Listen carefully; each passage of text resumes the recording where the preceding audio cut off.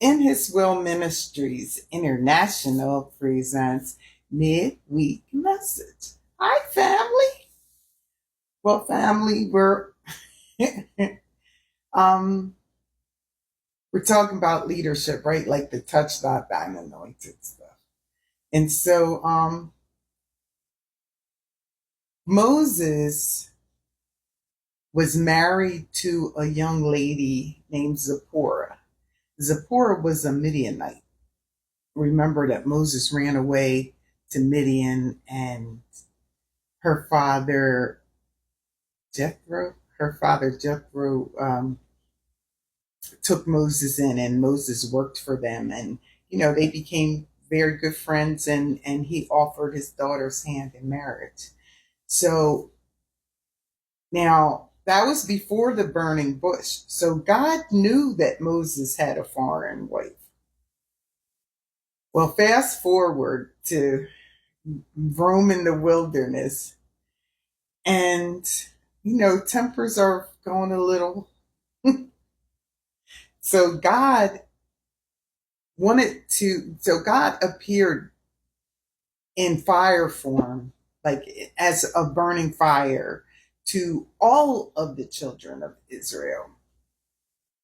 But they're scared, and they're like, Moses, it's too scary. Like, you talk to them. So they all had the opportunity to talk to God, but they chose as a group to let Moses handle it. So Moses talks to God. Miriam is a prophet, and Aaron is high priest. So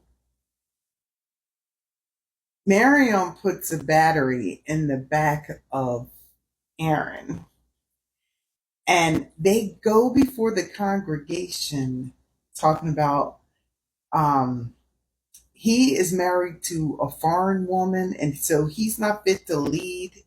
And he's not the only one that hears from God. Like, we hear from God too. We can talk to God just like him. He can't lead though because he married this foreign woman. Now, in all actuality, she was right. Like, God, that was like one of those laws, like not to, not to marry those foreign women. But God knew.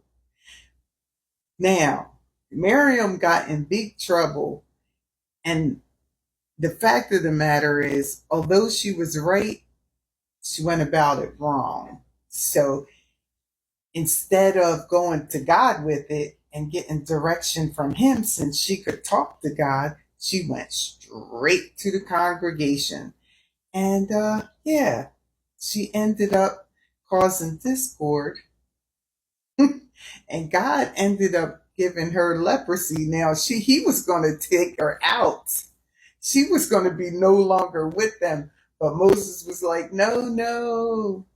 And God was like, look, I'm going to punish her one way or the other. And so he gave her leprosy for 7 days, and she had to remain outside of the group. And so when we don't do things in decency and good order, even if we're right, if things aren't done in decency and good order, and that means taking it to God first,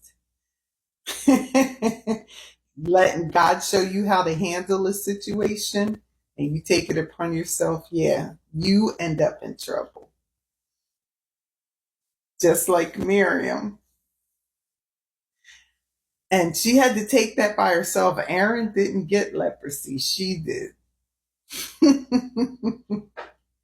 Now, fast forward, Aaron's chilling, doing his high priest duties.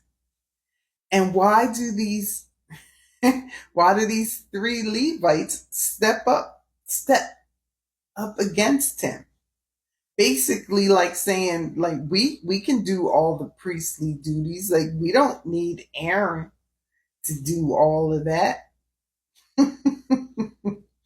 And again, so God went to Moses went to God. God went to Moses. Moses went to God, and God's like, okay, well, tell them to light their censers.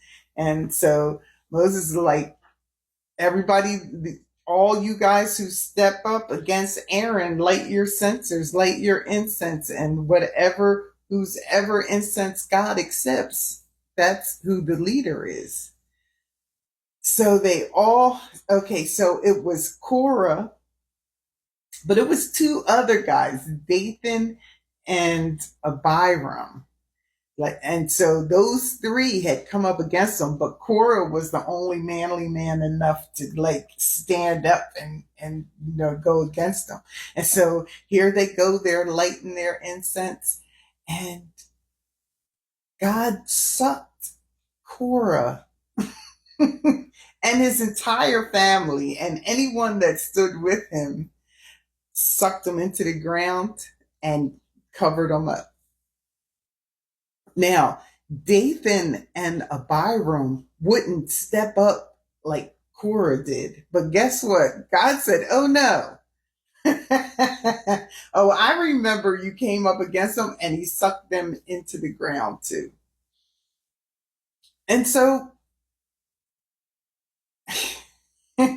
again, instead of going to God with their petition, we're going to Moses to go to God with their petition. They just took it upon themselves to go to the congregation, and God was like, nah, like I chose Aaron as the high priest, and that's who I wanted as high priest. And yeah. And so God said, look, you tell the rest of them Levites, they have a job. But what they not going to do is serve in the Holy of Holies. Okay. That's where my high priest is. That's where Aaron and his family is. So yeah. So these are examples of how people come up against leadership, but not in decency and good order. Like just going straight to the congregation saying, yo, these are horrible people. No, that's not how you go about things. So, yeah, we do things in decency and good order. So always remember that your leadership are human beings, they are people. And so I'm going to say me. I am people. I am fallible, right? Because I'm human. I fail, I mess up, I pick it up and start all over again. Right? But in order to do correction, it always has to be in decency and good order. And so in order to in or, always go to God first. Always go to God and get direction. Always go to God for the words that you should say. Always go to God with whatever you think is an issue. Because Miriam was right. Like nobody was supposed to have foreign women. But God knew that about Moses before he even started. And so you could be coming at me at things that God already knew before I started doing this thing. And he said, do it anyway. So it's like, go to him first before you come to correct someone else, right? Also, like, we have to get the mote out of our eye, get the log out of our eye before we try to take the mote out of someone else's eye, right? It's like all these checks, all these things that we have to do, we have to make sure we're right. Like we're walking right with God. We have to go and petition God with whatever our situation is. And then we, present an issue. And when we do it, it's in decency and good order. We don't go to the congregation and say, oh, she's such and such and such. I don't have a congregation anyway, so you can't do that to me. But you can DM me, though. I receive correction. Correction doesn't feel good, but it helps you to get better. Okay, well, decency and good order, family. Join us again next time when In His Will Ministries International presents midweek message. Until then, bye.